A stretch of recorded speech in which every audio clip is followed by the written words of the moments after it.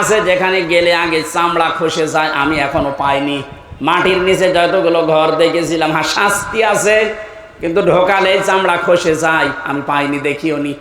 তা আল্লাহ এমন ঘরের পরিচয় দিচ্ছেন, লাজা এখানে গেলে আগে চামড়া খুলে যায়, তাহলে ঘরটা ভয়ঙ্কর।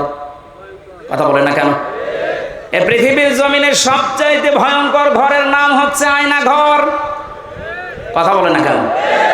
আর আল্লাহ বলেন লাজা এত ভয়ঙ্কর, এখানে গেলে আগে চামড়া খসে পুরা চামড়াহীন হয়ে যাবে।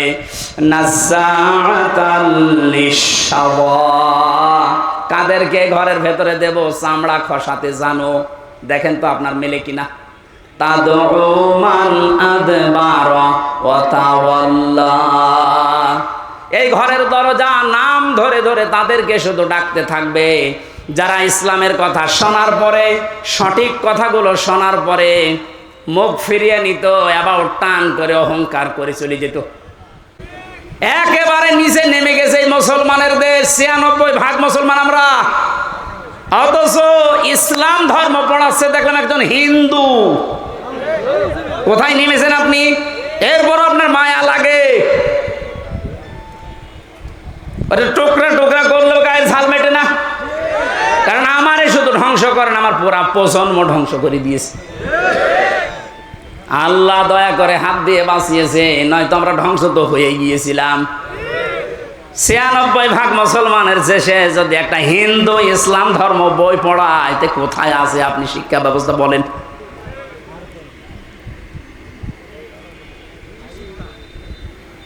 একটু শুধু উপর দিয়ে একটু ডিম মারে, আপনার সহ্য হয় না, আর আমার মাথায় দড়ি দিয়ে যে ছাগলের মতো টেনে নিয়ে গেল, তখন আপনার সহ্য হলো কি করে?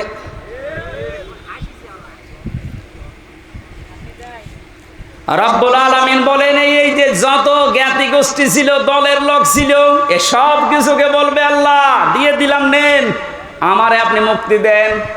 আল্লাহ বলেন এতটুকুই শেষ করেনি, ওমান ফিল আরদি জামিআ, ওর দুনিয়ায় যত সম্পদ ছিল সব দিতে চাইবে। এরপরও বলবে আল্লাহ তুমি আমাকে বাঁচাও বাঁচাও বাঁচাও, এই আওয়াজটা হবে। তাফসিরে ৩ বার আওয়াজ দেওয়ার পরে আল্লাহ বলেন কাল্লা, কখনো না, ইন্নাহা লাযা, ও নওগাঁবাসী, শুধু আর শোনার জন্য শুনছেন, আমি বলার জন্য বলছি তা না, এটা মিলান। এতগুলো কথা বলতে বলতে আল্লাহ কেমন কঠিন ধমক দিলেন দেখেন। ও তার নিজের সন্তান, স্ত্রী, বন্ধু বান্ধব, ভাই, দলের লোক, গোষ্ঠীর লোক, দুনিয়ার সব সম্পদ দিতে রাজি আছে, যে শুধু মুক্তিপণ হিসাবে দিলাম, আমাকে মুক্তি দেন। আল্লাহ ধমক দিয়ে বলবেন কাল্লা, কখনোই না, ইন্নাহা লাযা, তোকে আমি লাজাই দেব। এখানে একটা শিক্ষা পাবেন, শুনতেছেন? শিক্ষাটা কি? ইন্নাহা লাযা, তোকে আমি লাজাই দেব। লাজা কি? জাহান্নামের একটা দরজার নাম। যে 7টা দরজা আল্লাহ বানিয়েছেন জাহান্নামের, হুতামা, হাবিয়া, জাহিম, জাহান্নাম, সাকার, এই যে লাজা, এটা একটা ভয়ঙ্কর দরজা। আল্লাহ বলেন নাজ্জাআতাল লিশাওয়া, এ দরজা দিয়ে প্রবেশ করার সঙ্গে সঙ্গে মানুষের চামড়া খসে পড়ে যাবে।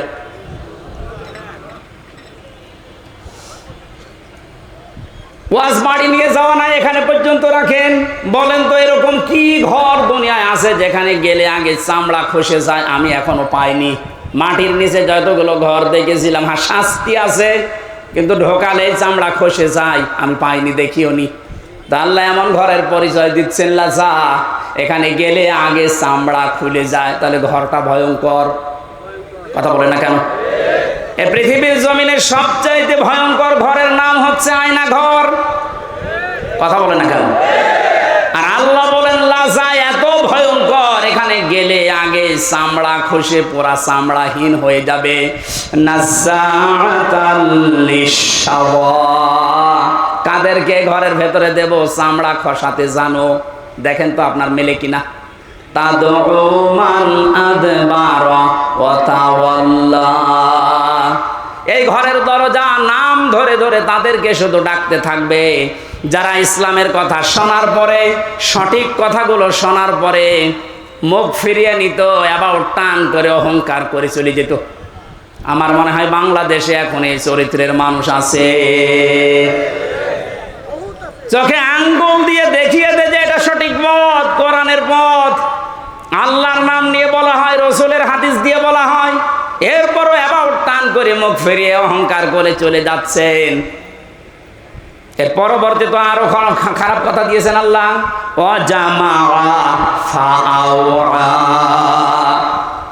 এই লাজা নামক জাহান্নাম তাদেরকে ডাকবে যে মানুষগুলো সম্পদ আদি শুধু জমা করেছিল, পঞ্জীবিত করেছিল আর মনে করেছিল এটা আমার কাছে থাকবে। এ জালেমরা যেটা মনে করেছিল। আমার তো মনে হয় কোরআনের সূরা মারিজের এই আয়াতগুলো পড়লে জালেমদের সাথে খাপের খাপ, মুমতাজের বাপ মিলে যাচ্ছে না? এগুলোকে 9:30 পর্যন্ত কি করেছেন? আমার আয়াত কেবল শুরু হচ্ছে আর এখন না আদায় করে না। এই জন্য তো মাহফিলে আমি আসতে চাই না। আদায় করা মাহফিলে নিয়ে আসবেন না, এগুলো আগে থেকে করে নেবেন। তাফসীর করতে লিখে দিয়েছেন, আমি তা যা শেষ করবো তো আয়াতগুলো, নাকি আগে ওইটা করে নেব? শেষ করে আপনি থাকবেন তো নাকি টাকা কথা তোলা কথা বললে অত চলে যাবেন? নেন 5-7 মিনিট না, 4 মিনিট সময় দিলাম, 4 মিনিট।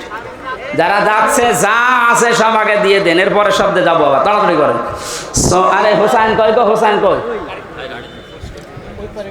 কালেকশনে মাহফিল নিয়েছে, ও কালেকশন করতে পারে না? এটা তো আমি জানি না, তো আমার জোর করে চাপিয়ে দিলে হবে?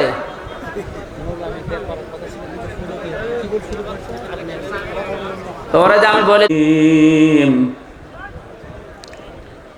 وَكَذَلِكَ أَوْحَيْنَا إِلَيْكَ قُرْآنًا عَرَبِيًّا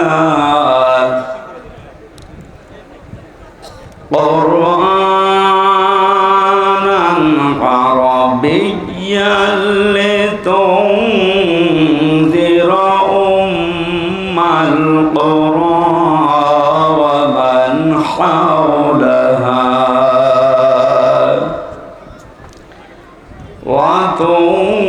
وَتُنذِرَ يَوْمَ الْجَمْعِ لَا رَيْبَ فِيهِ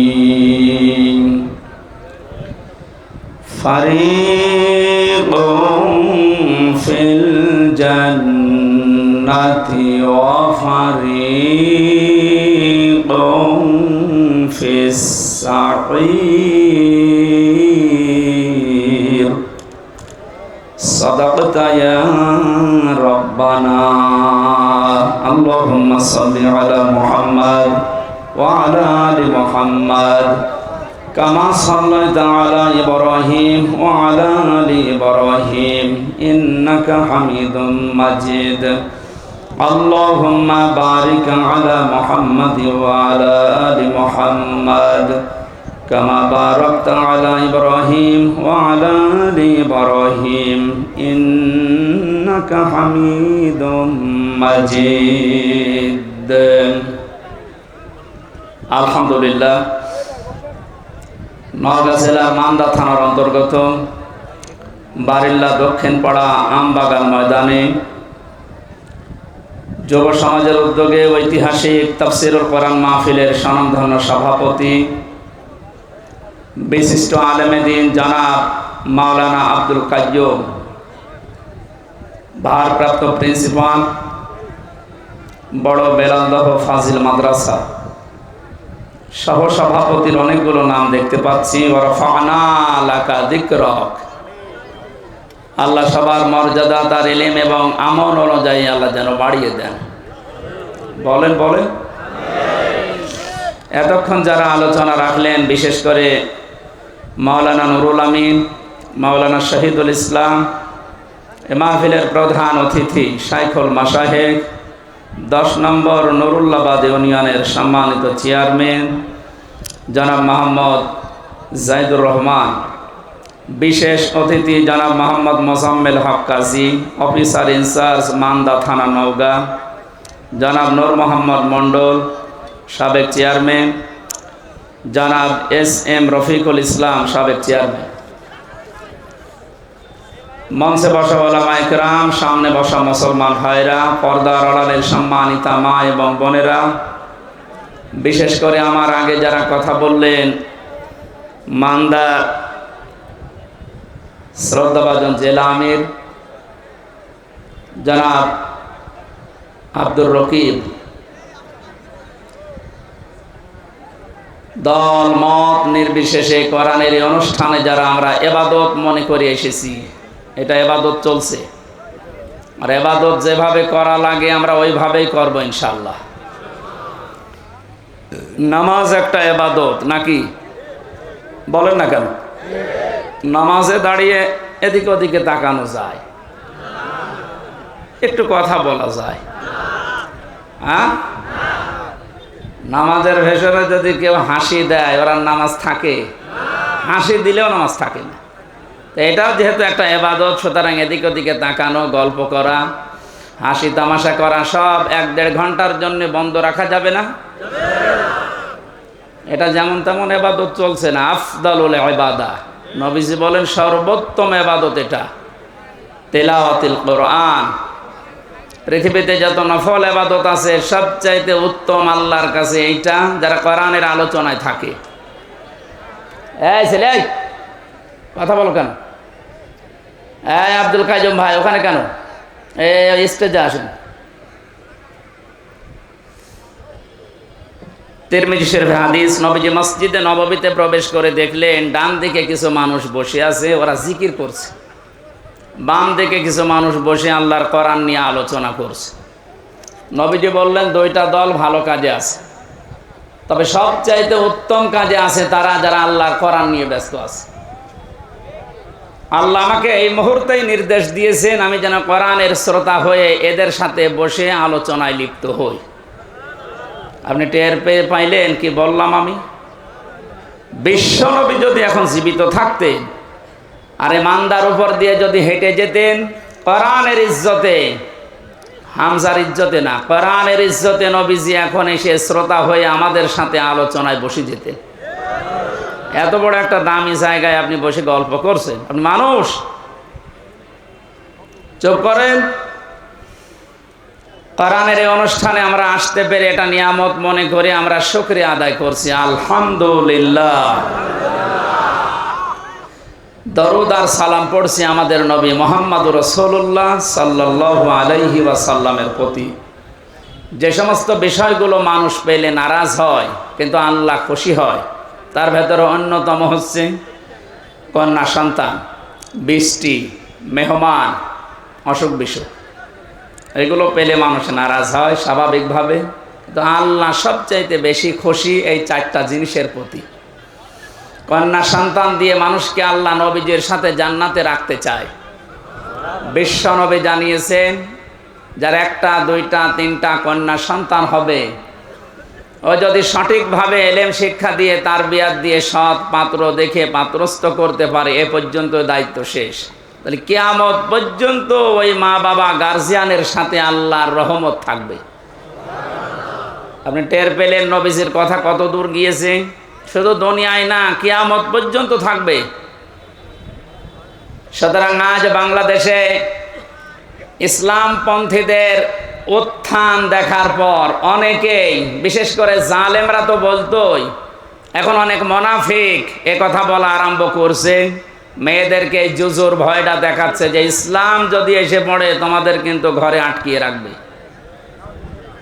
এ কথা অনেকে শুনছি না আমরা? খুশির সংবাদ দিচ্ছি, বাংলাদেশ জামাতে ইসলামীর শ্রদ্ধাভাজন আমির জামাত অনেক ঘোষণা দিয়েছেন, ইসলাম যদি এদেশে আসে, আল্লাহ যদি খেদমতের সুযোগ করে দেয়, আমরা গ্যারান্টি দিতে পারি আজ যারা এই জুজুর ভয় দেখিয়ে মেয়েদেরকে উল্টা পুল্টা বোঝান, এই মেয়েরা তখন সবচাইতে বেশি খুশি হবে।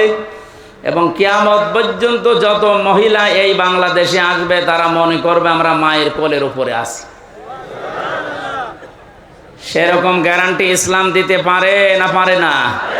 পেরেছিল ইসলাম, এখনো ইসলামী আছে, কিয়ামত পর্যন্ত ও ইসলামী থাকবে। যেন আমরা যেন আবার ইসলামের ভেতরে ওলট পালট কিছু না ঢোকাই। কারণ বাংলাদেশ, ভারত, পাকিস্তান এই সমস্ত দেশে আসল ইসলামের চাইতে বানানো ইসলাম বেশি চলে। কথা বলেন না কেন? ওই সমস্ত ইসলাম বাদ দিয়ে আমরা যেটা আসল ইসলাম, ইন্না দীনা ইনদাল্লাহিল ইসলাম, আল্লাহর কাছে যেটা মনোনীত ওইটা আমরা কায়েম করে প্রতিষ্ঠার মাধ্যমে যে বিজয় পেয়েছি এটা সর্বোচ্চ চূড়ায় পৌঁছিয়ে দিতে চাই। আল্লাহর সাহায্য এসেছে, কিন্তু এখনো পর্যন্ত কাঙ্ক্ষিত বিজয় আমরা পাইনি। কথা বুঝতেছে? কাঙ্ক্ষিত বিজয় তখন হবে যখন আল্লাহর বিধান দিয়ে এই জমিনটা চলবে। এখনো পর্যন্ত একটা বিধান কায়েম হয়নি, আস্তে আস্তে হবে। আশা করছি ইসলামের হাতে আসবে এ দেশ। যে জালেমগুলো বিদায় নেওয়ার কারণে যে আফসোস করে, তার তো আফসোস করার কথা না। কোরআনে কারীম জানিয়েছে, ওয়ালা ইয়াহসাবান্নাল্লাযীনা কাফারু আন্নামা নুমলি লাহুম লিয়াখায়রুল লিআনফুসিহিম। হে নবী, কোরআনে কারীম থেকে আপনি ওই কাফেরদেরকে আপনি জানান। আর অনেক কাফেরেরা এই ধারণা করে যে আমাদেরকে আল্লাহ ক্ষমতার চেয়ারে রেখেছেন ভালোবেসে। না, আমি তাদেরকে এই চেয়ারে বসার পর এই যে জুলুম করার জন্য যে ছাড় দিয়ে দিয়েছি, ওরা ছাড় পেয়ে জুলুম করতে আছে। ইন্নামা নুমলি লাহুম লিয়াজদাদু ইসমা। ওদের এই চেয়ার দিয়েছিলাম, টাকা পয়সা দিয়েছিলাম, অর্থ সম্পদ, প্রভাব, প্রতিপত্তি, বিত্ত, বৈভব এগুলো দিয়েছি এই জন্যে যেন ওদের পাপের মার্জা পুরাপুরি হয়ে যায়। পাপের মার্জা দেখলাম যখন পুরাপুরি হয়ে গেল, 5 মিনিট সময় চেয়েছিল যে একটা বক্তব্য লিখে যায় জাতির জন্য, আল্লাহ সে সময়ও দেয়নি। কারণ ইসমা, পাপ পরিপূর্ণ হয়ে গেছে। আপনি লিখবেন কি? ওয়ালাহুম আযাবুম মুহিন, তাদের জন্য অপমানজনক শাস্তি আমি আল্লাহ রেডি করে রেখেছি। সুতরাং ক্ষমতা পেয়ে যারা, চেয়ার পেয়ে, টাকা পয়সা পেয়ে যারা মনে করেছেন আল্লাহ আমাদেরকে ভালোবেসে দিয়েছে, ভালোবেসে দেয়নি। আপনার পাপ যেন পরিপূর্ণরূপে পূর্ণ হয়ে যায় এই জন্য আল্লাহ এই সুযোগটা দিয়েছিলেন। আর আপনি সুযোগকে একেবারে 100 ভাগ কাজে লাগিয়েছেন। এমন কোন হীন অপরাধ নেই যা 15 বছরে হয়নি। এই যে আমার আগে যে মেহমান বলছিলেন না, কেউ রেহাই পায়নি, আসলেও তাই। যারা জালেমদের দরে ছিল তারা কি রেহাই পেয়েছে? তাদেরও তো ক্ষতি হয়ে গেল, কারণ জালেমদের দুনিয়াও শেষ, আখিরাতও শেষ। আমাদের নাই দুনিয়া আপনি ধ্বংস করার চেষ্টায় ছিলেন, কিন্তু আপনি নিজেদেরকে কি করলেন বলেন? সারা পৃথিবীর মানুষের কাছে এখন একটাই ঘৃণিত নাম, এই জালেমের। এত নিকৃষ্ট কাজ মানুষ করতে পারে আয়না ঘরের নাম নিয়ে, আমি নিজে না থাকলে বুঝতাম না। উপদেষ্টা আসিফ মাহমুদ কয়েকদিন আগে ঘোষণা দিয়েছে, আয়না ঘর বাংলাদেশে যত জায়গায় আছে একটাও যেন ভেঙে ফেলা না হয়। এটা রেখে দেন। সারা পৃথিবীর মানুষরা দুনিয়া এখানে আসবে দেখার জন্য যে বাংলাদেশে কি আছে, তারা যেন আয়না ঘর দেখে যায়। কিয়ামত পর্যন্ত পৃথিবীর মানুষেরা জানবে যে বাংলাদেশেও একজন জালেম ছিল। ওরা মনে করেছিল আল্লাহ আমাদের ভালোবেসেই দিয়েছে। সূরা আলে ইমরান 4 নম্বর পারার 12 নম্বর পৃষ্ঠার 7 নম্বর লাইনে আয়াতটি আছে। কাফেররা ধারণা করে যে আল্লাহ আমাদেরকে ভালোবেসে এগুলো সব দিয়ে রেখেছে। আমি যখন প্রথম গ্রেপ্তার হই ওই 11 সালে, ওসি সাহেব আমার থানায় নিয়ে বলছে, হুজুর ক্ষমতার মালিক কে? আল্লাহ। আল্লাহ ক্ষমতার মালিক। সূরা আলে ইমরানের 26 নম্বর আয়াত পড়ে ব্যাখ্যা করেন। কি ব্যাখ্যা করব? উনি নিজে দেখলাম পড়লো, কুলিল্লাহুম্মা মালিকাল মুলকি তুতিল মুলকা মান তাশা ওয়া তুইজ্জু মান তাশা ওয়া তুযিল্লু মান তাশা। আল্লাহ পাক বলেন, নবী আপনি বলেন ক্ষমতার মালিক আমি আল্লাহ, যাকে ইচ্ছা দেই, যাকে ইচ্ছা ওখান থেকে নামিয়ে দেই। তো এখন যিনি আছে তাকে তো আল্লাহ ভালোবেসেই দিয়েছে। আপনারা লাফালাফি করেন কেন? কথা তো ঠিকই, আল্লাহ তো দিয়েছে তারে, কারণ উনি যারে ইচ্ছা তারে দেয়, যারে ইচ্ছা নামিয়ে দেয়। এই ছেলে, কথা বলো, কি কি কারণে? আর এখানে দাঁড়িয়ে কি দেখেন কি আপনি? আর এখানে বসেন না, বাড়ি চলে যান, যান। পেছনে চেল্লাচ্ছে মুরব্বী, দেখছেন না? এই সবাই আবার কয়বার বলা লাগবে আপনারে? আবার ওইদিকে যাচ্ছেন। এই ছেলে, কোন দিকে তাকাও তুমি নিজে? সরো সরো, এখানে সরো, সরেন সরেন সরেন, তাড়াতাড়ি সরেন। মাইকলা থাকলে যেন বসে থাকে।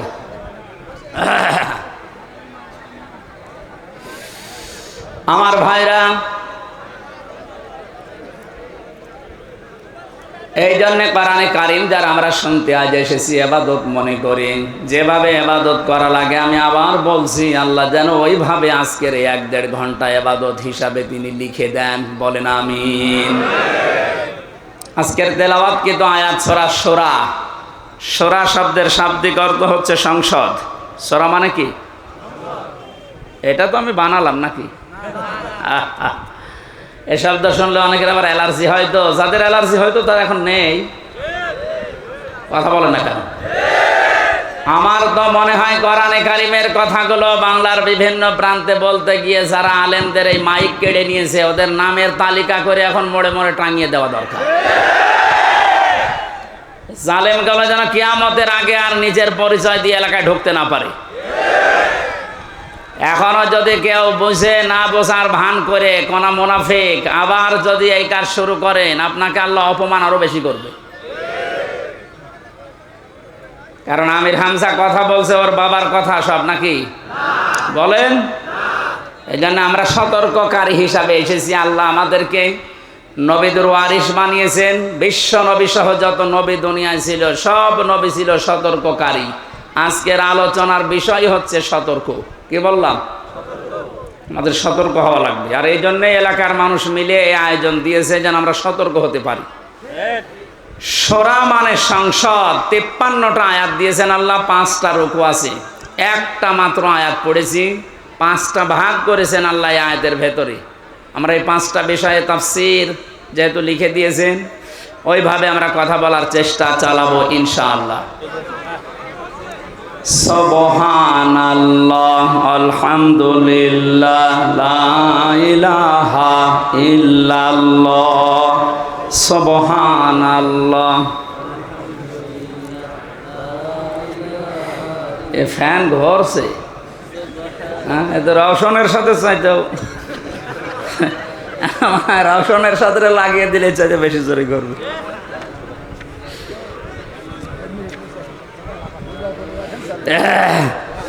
সুবহানাল্লাহ, আলহামদুলিল্লাহ, লা ইলাহা ইল্লাল্লাহ, সুবহানাল্লাহ, আলহামদুলিল্লাহ, লা ইলাহা ইল্লাল্লাহ, লা ইলাহা ইল্লাল্লাহ, মুহাম্মাদুর রাসূলুল্লাহ। নওগাঁবাসী অ্যাক্টিভ হয়ে শুনবেন। কোরআনে কারীম আল্লাহ এমনভাবে সাজিয়েছেন, এটা হেদায়েত দেওয়ার একচ্ছত্র মালিক আল্লাহর হাতেও দিয়ে দিয়েছেন। এই জন্য যত বেশি আপনি মন লাগাবেন, কান লাগাবেন, আল্লাহ তত তাড়াতাড়ি আপনাকে পথ দেখিয়ে দেবে। বিশ্বাস করতে পারেন 100 ভাগ কোরআনের কোন সতর্কবাণী শোনার পরে যদি কারো মনের পরিবর্তন না হয়, সে যেন বিশ্বাস করে নেয় যে তার কপালে আর হেদায়েত নেই। কথা বুঝতেছেন? আল্লাহ পাক বলেন, ওয়াকাযালিকা আওহাইনা ইলাইকা কুরআনান আরাবিয়্যান লিতুনযিরা উম্মাল কুরা ওয়া মান হাওলাহা। এসে চুয়াডাঙ্গার এমপি ছিল মাওলানা হাবিবুর রহমান, মাঝে মাঝে বলতেছে আমি ওয়াজ করে করবো কি, এত ওয়াজ করে এক বেদের মেয়ে জোসনা এসে আমার বান্দাল সব ভেঙে ফেলে। আমি একটু আটসাট করে গুছিয়ে নেব, ও এক কথা বলি আমার লাইন কেটে দিচ্ছে। একটু চোখ থাকা যাচ্ছে না ঘন্টাখানি?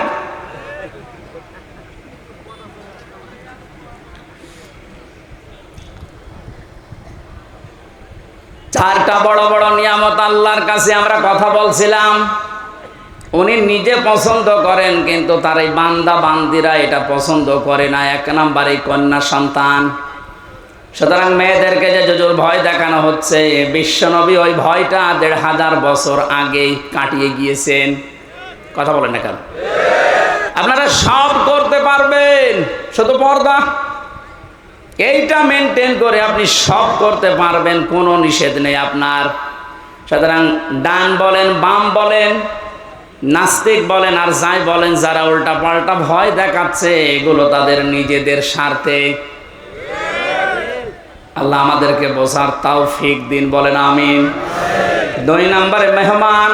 মেহমান যে ধরনের হোক, নবীজি বলেন কেউ যদি আল্লাহ এবং কিয়ামতে জবাব দিতে হবে এই বিশ্বাস করে, সে যেন অবশ্যই মেহমানের সম্মান করে। কারণ মেহমান যখন আপনার বাড়িতে আসবে, সে তার নিজের খাবার নিয়ে আসবে, আপনি শুধু আপ্যায়ন করার কারণে পুরাটা সাদগা দেওয়ার সওয়াব পাবেন। ৩ নম্বরে বৃষ্টি, এটা মাঝে মাঝে আমাদের উপরে হচ্ছে, এটা আল্লাহর রহমত। ৪ নম্বরে রোগ ব্যাধি। ৪ নম্বর কি? রোগ ব্যাধি আল্লাহ এই কারণে দেন, বান্দার চলতে ফিরতে উঠতে বসতে যে সমস্ত অপরাধগুলো হয়, আল্লাহর কাছে যাওয়ার আগ পর্যন্ত যেন আপনি একেবারেই পুত পবিত্র হয়ে যেতে পারেন। এই জন্য রোগ শোক দিয়ে আল্লাহ মাঝে মাঝে আপনাকে পুত পবিত্র করে নিয়ে যেতে চান। এই জন্য রোগ শোক হলে আপনি ভেঙে পড়বেন না, আল্লাহর ওপরে রাগ বাড়াবেন না, এটা আপনার গোনা মাপের কারণ। নবীজি বলেন যদি পায়ে কাঁটাও ফোটে, জ্বর হয়, তাও মনে করবো আমার একটা গোনা মাফ হয়ে গেল। বলেন সুবহানাল্লাহ। ওয়ামা সাবাকুম মিন মুসিবাতিন ফাবিমা কাসাবাত আইদিয়াহুম ওয়া ইয়াফু আন কাসীর। সূরা সূরার ভেতরে আছে, আল্লাহ জানিয়েছেন যে সমস্ত বিপদ আপদগুলো তোমাদের ওপর আমি মাঝে মাঝে পাঠাই, একটাও ইচ্ছা করে পাঠাতে চাই না। তোমরা যে অপরাধগুলো করো, এই অপরাধের শাস্তির কারণে কিছু কিছু মাঝে পাঠায়। সব অপরাধের শাস্তি যদি দুনিয়ায় দিয়ে দিতাম, শ্বাস করার সময় পেতে না। এই জন্য রোগ শোক হলে ভেঙে পড়বেন না। কিছু মানুষের অভিযোগ হয়ে যায় আল্লাহর উপরে, আল্লাহ তুমি আমার এই শুধু দেখো, পাশের বাড়িতে কেউ দেখে না। আরে ভাই, আপনার রোগ দিয়েছে যে কোনো একটা অপরাধ মুক্ত করার জন্যে, যে কোনো একটা গোনা মাফ করার জন্যে, নয়তো কঠিন ময়দানে গিয়ে আপনি ধরা খান। এটা সহ্য করে গেলে, ধৈর্য ধারণ করলে 2টা সওয়াব পাওয়া যাবে। জোরে বলুন সুবহানাল্লাহ। আমরা যে আয়াত পড়েছি ভাই, ব্যাখ্যায় যাচ্ছি সরাসরি। ওয়াকাযালিকা আওহাইনা ইলাইকা, এইভাবে করে আমি আপনার প্রতি ওহী নাযিল করেছি। এইভাবে, কোন ভাবে? তাফসীরে ফি জিলালিল কোরআনে লিখেছেন, মুফাসসির বলেন এইভাবে মানে এর আগে আল্লাহ বহু নবীকে আল্লাহ ওহী দিয়েছিলেন ঠিক এইভাবে। আমরা জানি 104খানা কিতাব আল্লাহ দুনিয়ায় দিয়েছেন, তার ভেতরে বড় বড় 4টা, 100টা সহিফা। নবীদের ওপর আল্লাহ কম বেশি যেগুলো দিয়েছিলেন, এই 104খানা কিতাব, 3খানা কিতাবে আল্লাহ যা দিয়েছেন সবগুলো সামারাইজ করে আমার আল্লাহ কোরআনে কারিমে ঢুকিয়ে দিয়েছেন। তাহলে ওহীর এই ধারাবাহিকতা, নবীদেরকে আমার আল্লাহ পাঠিয়েছেন। নবী হওয়ার জন্য যতগুলো যোগ্যতা লাগে, তার ভেতরে 1 নম্বরে নবীরা ওহী পাবে। দুনিয়ার অন্য কেউ ওহী পাবে না, শুধু নবীরা ওহী পাবে। কারা? বলেন বলেন। এখান থেকে কয়েকটা শিক্ষা আছে, আমি সামনে আসছি। আল্লাহ পাক নবীদেরকে ওহী দিয়েছিলেন পূর্ণাঙ্গ শরীয়ত নাযিল করার জন্য। সর্বপ্রথম যে নবীকে ওহী দিয়েছিলেন হযরতে নূহ আলাইহিস সালাম, একেবারে সর্বশেষ কমপ্লিট করার জন্য কোনোদিন আর কিছু লাগবে না। যাকে তিনি ওহী দিয়েছেন তার নাম মুহাম্মাদুর রাসূলুল্লাহ। আল্লাহ পাক তাকে ওহী দিয়ে সর্বশেষ জানিয়েও দিয়েছেন আলিয়াউমা আকমালতু লাকুম দীনাকুম। হে নবী, আজকের এই দিনই আমার যে জীবন ব্যবস্থা, দিন ইসলাম, এটা আমি পরিপূর্ণ করে দিলাম আপনাদের জন্যে। আমার যত নিয়ামত ছিল সব আপনাদের জন্য আমি পরিপূর্ণ করে দিলাম। এবং শুধু ইসলামকে পরিপূর্ণ করে শেষ করে দিলাম না, ওয়ারাদিতু লাকুমুল ইসলামা দীনা। ইসলাম জীবন ব্যবস্থা, এটা আমি আল্লাহ নিজে আপনাকে দিয়ে রাজি হয়ে গেলাম। জোরে বলুন সুবহানাল্লাহ। এখানে যারা আছি আমরা অধিকাংশ যেহেতু মুসলিম, সুসংবাদ গ্রহণ করেন। আল্লাহ শুধু ইসলাম দিয়ে শেষ করে দেয়নি। আল্লাহ বলেন আমি ইসলামের উপরে শুধুমাত্র, কেবলমাত্র, একমাত্র রাজি আছি। তাহলে এই আয়াত দ্বারা বোঝা যায় দুনিয়ায় প্রায় ৪৫০০ ধর্ম, এখন কোন ধর্মের মানুষের উপরে আল্লাহ রাজি নেই। কথা বলেন না কেন? কোন ধর্মের মানুষের উপরে আল্লাহ রাজি নেই। এমনকি তাদের ধর্মীয় অনুষ্ঠানের দ্বারা যদি আল্লাহকে খুশি করতে কেউ চায়, ওমাইয়াবতাগি গায়রাল ইসলামি দীনান ফালাই ইউকবালা মিন। সূরা আলে ইমরানের ৮৫ নম্বর আয়াতের প্রথম অংশে আছে, ইসলাম বাদ দিয়ে দুনিয়ার যে কোনো নিয়ম দিয়ে যদি কেউ আল্লাহকে রাজি করতে চায়, ওর জীবনের কোনো ইবাদত বন্দেগী আল্লাহর কাছে কবুল হচ্ছে না, হবে না। ইকবাল এটা মোজারে, বর্তমান, ভবিষ্যৎ, প্রেজেন্ট, ফিউচার। আরবি গ্রামার অনুযায়ী মোজারের আগে লাং শব্দ আসলে অর্থ হয় কোশ্চিন কালেও হবে না। গ্যারান্টি দিচ্ছে কে? আরো জোরে বলেন। যেহেতু সতর্ক আজকের আলোচনা, সতর্ক করছি তামাম দুনিয়ার মানুষদেরকে। আমি বহু ইহুদের সাথে মিশে দেখেছি বিভিন্ন দেশে, যে আমি খ্রিস্টানের সাথে মিশেছি, যারা সত্যি ধর্ম পালন করে চলে।